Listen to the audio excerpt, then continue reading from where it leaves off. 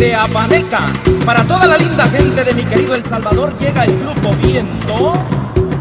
Estamos en el pueblo de Apaneca para conocer sobre lo que guardan como parte de su patrimonio cultural. Entre ello podemos encontrar sus calles empedradas, su iglesia con fachada colonial llamada Parroquia San Andrés Apóstol, algunos de sus personajes importantes.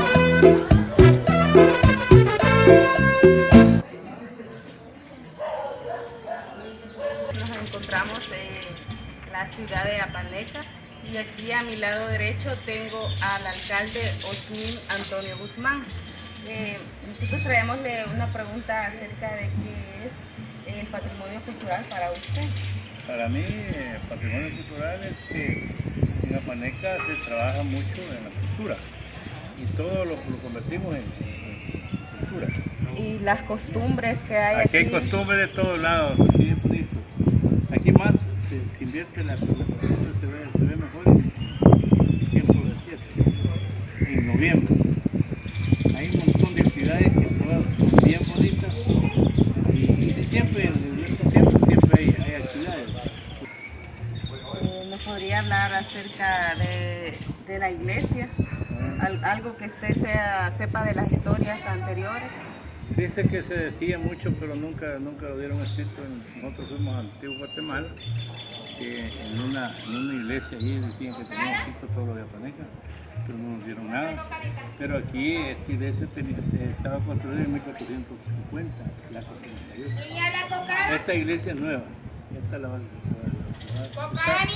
está construyendo todavía. Estamos en terminar los 21 años.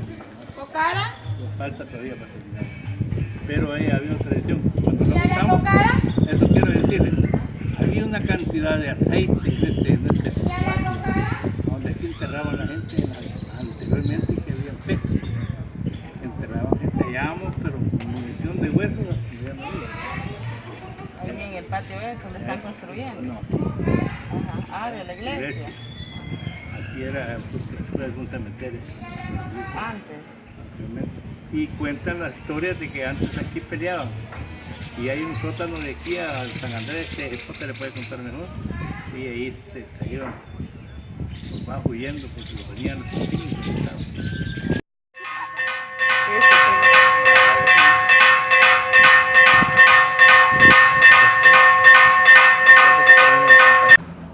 Patrimonios culturales, aquel bien que le compete a la comunidad, conservarlo porque enriquece la historia y el devenir de la historia misma.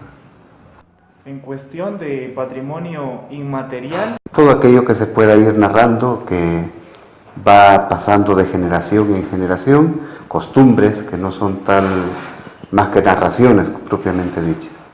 En ese sentido creo que comprendemos que cada ciudad, cada municipio, cada departamento tiene algunas características que lo sacan a flote o por algo que se le conoce. Del pueblo de Apaneca, de nuestra región, pues, ¿qué costumbres tenemos? ¿Qué es lo que nos caracteriza y hace de Apaneca ser lo que es? La devoción de los tres patrones, en la que el pueblo conserva esa religiosidad popular que para el año de que el comunismo venía invadiendo la región, y venía de Huayúa, observaron a tres caballeros montando caballos y rodeados de muchísima gente.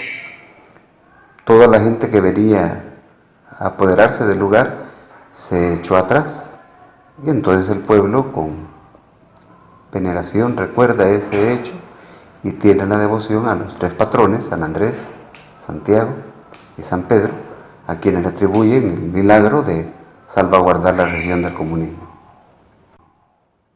Dentro del patrimonio material que se encuentra en la ciudad de Apaneca, ¿cuáles son los más destacados? Materialmente, Apaneca tiene muy poco. Más es de patrimonio material el clima fresco, las lagunas, y propiamente dicho, como patrimonio, la imaginería con que se cuenta. Llego yo en el año del 1995, hace ya 21 años, a este lugar, Me encuentro con un pueblo solo, frío, con poca gente asistiendo a las celebraciones cultuales, con una iglesia fría y un pueblo con su manera de ser fría como el clima mismo. Estábamos preparando las fiestas patronales cuando llego y yo esperaba pues unas celebraciones alegres, llenas de bulla, y me encuentro con unas celebraciones totalmente tristes. ¿Y sobre la infraestructura de la iglesia misma? Con el terremoto, bueno, ya antes había sufrido daños, no se conservaba el templo colonial sin no haber pasado la mano de albañiles sobre ella. La fachada no era la original, se le habían hecho muchos cambios. Pero el terremoto del 13 de enero del 2001 hizo que el templo totalmente quedara dañado. Y nos vimos en la obligación, después de hacer un estudio sobre la infraestructura, la estructura, que vino un ingeniero estructurista y da el dictamen de que sí se podía restaurar el templo, pero que quedaban 0 garantías y que salía más caro que construirlo de nuevo. Al decir 0 garantías y con la experiencia de vivir en un país sísmico, pues nos vemos con la pena, pero con la obligación moral de demoler el templo para poder ofrecer un lugar seguro para albergar a la gente. Y así es como construimos un nuevo templo que no desentona con el pueblo, sino que es del neocolonial, para que su infraestructura arquitectónica pues haga juego con la sencillez del pueblo. Apaneca es uno de los pueblos que en tiempo de la colonia fue principal. No fue con una población indígena, sino que acá era un pueblo donde se hospedaban los españoles que venían de Guatemala para Acajutla.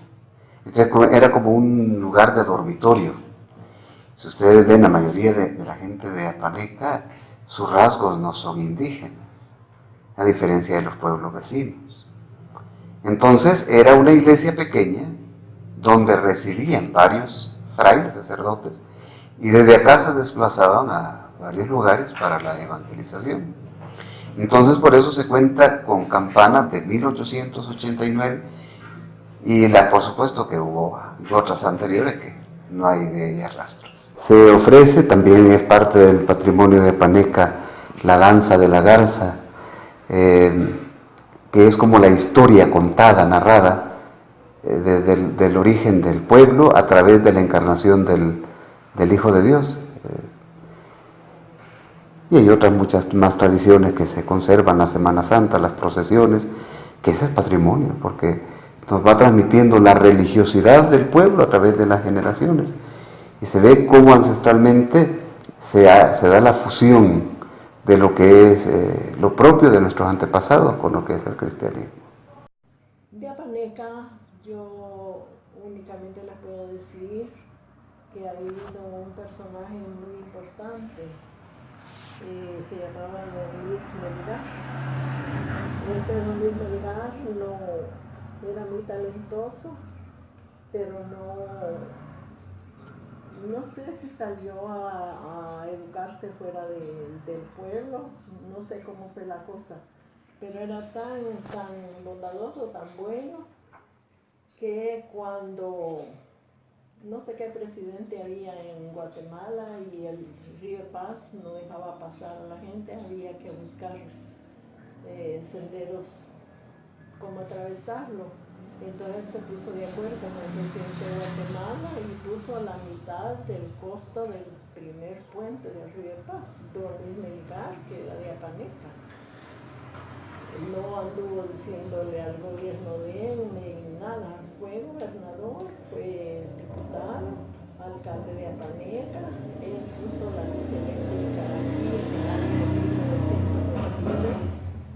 Y trajo el agua de la lagunita. Ustedes se acuerdan, no, ya no se acuerdan porque son muy chiquitos, pero aquí el servicio de agua era solo potable y saber si potable, la Pila San Andrés, que todavía existe, ¿verdad? Allá se iba con el cántaro a llenar, pero se servía uno del agua que venía de la laminita, que la laminita ahí se reúnen las aguas tibias, y eso servía para acá. Pues esa cañería la puso don Luis Melgar con su propio dinero, porque antes las alcaldías no tenían dinero como tienen ahora el FODES, y que están peleando por él, ¿verdad? Sino que lo hacían o con sus propios medios o con contribución de todo el pueblo. Ponían pilitas así estratégicas para que la gente llegara a Tuxtlago. Pues esa es otra historia bonita, porque dicen que cuando don Luis emprendió esa tarea, llevó a los trabajadores y al excavar para poner la cañería que ellos habían traído, resulta que había un acueducto de barro, y estos eran tubitos de barro, ¿verdad? Eso sí lo pilló, porque fue un escándalo, ¿verdad? De que sí los primitivos habían traído el agua de allá en tubos de barro, eran como candelabros. Entonces vino don Víctor Tobar, que tenía la festividad de San Andrés ahí en su casa, se aperturó de unos y los trajo para pedir por el altar de San Andrés. Esos fueron los que yo conocí, pero es una realidad, ¿verdad? Y una cosa que lo hubieran apreciado. Habían hecho a Paneca como un centro de choque entre los chapines y los salvadoreños. De eso, sobre el general Francisco Menéndez, mi abuelita, ¿usted conoce detalladamente por qué la calle central de Apaneca lleva su nombre y por qué la escuela de aquí de Apaneca, la más nombrada, lleva su nombre? La escuela se llama así porque el maestro, el director que sabe entonces, era un ferviente admirador del general Menéndez. Ese señor tuvo impactó en la República, porque siempre nombraban presidentes y uno hacía una picardía, otra, y los maestros siempre hacían actividades para mejorar la escuela, ¿verdad? Y este maestro muy entusiasta dispuso que se le pusiera el nombre ese, pero para que contribuyeran con algo. Pero como siempre los aguachapanecos son todo, ¿verdad? Entonces, pero sí, nosotros fuimos, yo me acuerdo que nos mandaron varones y niñas y fuimos ahí a los montes a recoger los palos de ciprés que había regalado el Señor, los talados los padres de familia, y cargamos con todo para agrandar la escuela. Y entonces en ese año, fue el año 39 me parece, que se hizo mixta la escuela, porque antes eran solo niñas y varones, pero se hizo mixta para aumentar los grados. Entonces en un lado estaba primero, segundo, y en el otro tercero y cuarto. En el 41 ya se veía el cuarto grado. En ese tiempo se le puso el nombre, así como estaba, con un corredor empedrado. Ahí dormía la gente cuando venían a cortar. Eso es otra cosa que se perdió. Las fincas tenían sus grandes galeras para alojar a los cortadores. Por algo en ti trazaron la ruta de las flores, subiendo las montañas, silvestres girasoles, que a la vera del camino vislumbra el sol con tu naturaleza multicolor. Ya pocos quedan en nuestro país lugares como este para disfrutar, su linda gente, su cultura, su raíz y su cerrito texizal. Ya pocos quedan en nuestro país lugares como este para ir a pasear, su linda gente, su cultura, su raíz, sus lagunitas, ojos de mar.